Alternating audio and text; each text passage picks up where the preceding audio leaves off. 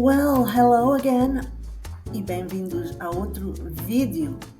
In this video, I'm going to explain to people in English, those who are doing green receipts, because I don't know if you've noticed, but the whole way of doing green receipts has now changed.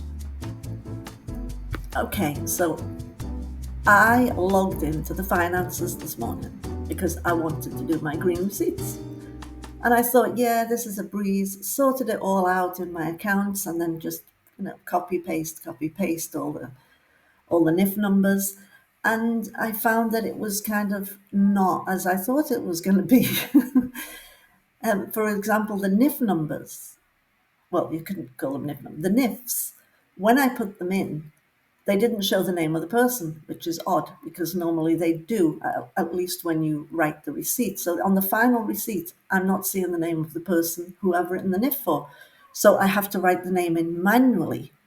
And I was a little bit dubious about doing that because sometimes when people pay for a service, they might get their husband to pay for it, or the husband might get the wife to pay for it. So you haven't always got the same name for the person who's paying as you do for the person who might be taking the course or taking the lesson. So this is a little complicated. I found this a little complicated. So what I did, I looked online for a solution to find out how to do this, and it took me like over an hour, whereas it would have just taken me an hour to do all the receipts. It took me an hour to do one receipt. So I thought I would share this information with you because I think it's going to help.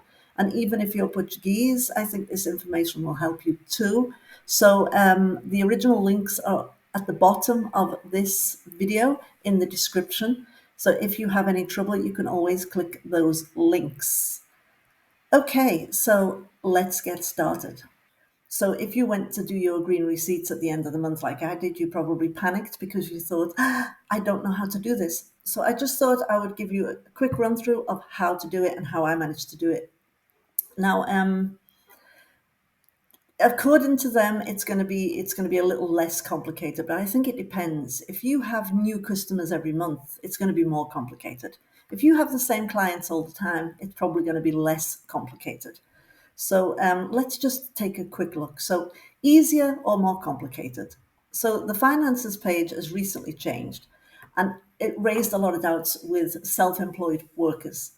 The information that we're given is there are now many options for those who issue specific green receipts in the areas of culture and health, for example. So culture, like musicians, stuff like this, theatrical stuff. Now, it's going to make life easier for much of the self-employed workers. The problem is that when we first try to fill these forms in, it looks like a complicated mess. So, yes. Now, there is an online user guide, and hopefully we'll be able to learn how to fill everything in with regard to our situation. So it was like this. I logged in today and I went to do my green receipts and I clicked as usual, fatura or fatura recibo. And then one of the problems, I normally do the date and then the NIF number of the person.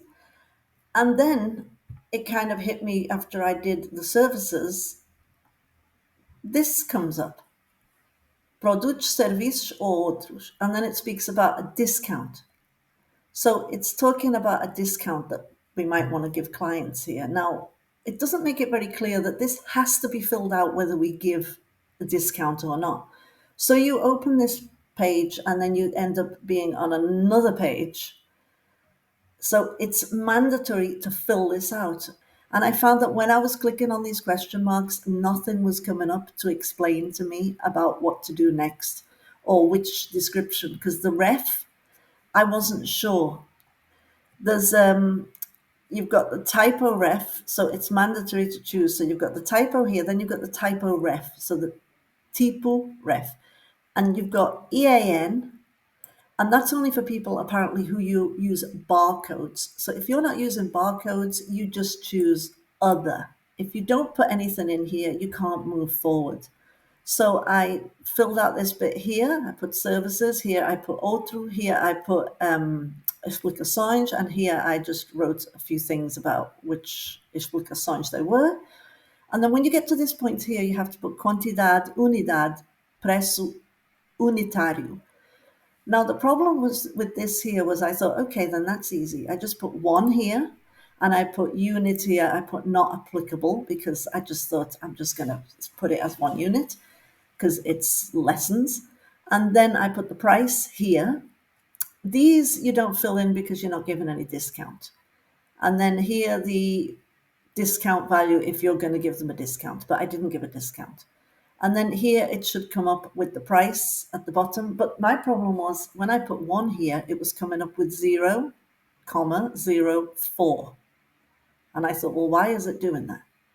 So I got past that and I started to fill out the bank information, which we'll get to in a minute. And it was saying that the amount that I was putting for the transfer into the bank was more than what is showing here. So I then figured out that what you have to do here, you have to put 1, 0, you have to put 1, comma, 000 to get 1 unit. It just doesn't make sense, but that's how I had to do it. I am going to check this with my accountant tomorrow to see if I did this right. So in the reference and the description, so you just write what you want, but you have to write something that is valid to the receipt.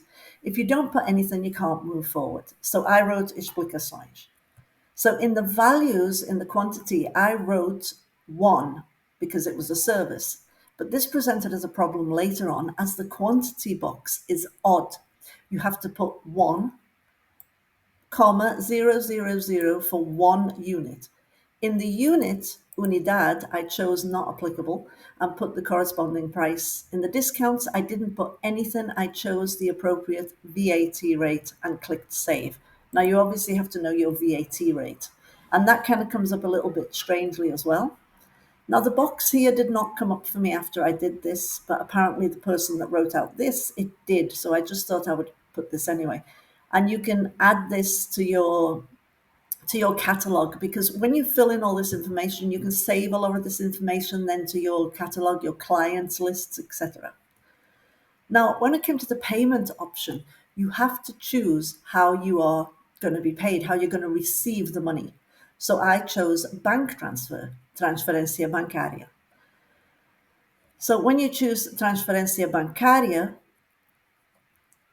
you have to fill in more information. Now, on the tutorial online, it said in the payment, meio de pagamento field with the IBAN where you will receive the money is optional, but it is mandatory. You have to put your IBAN in there.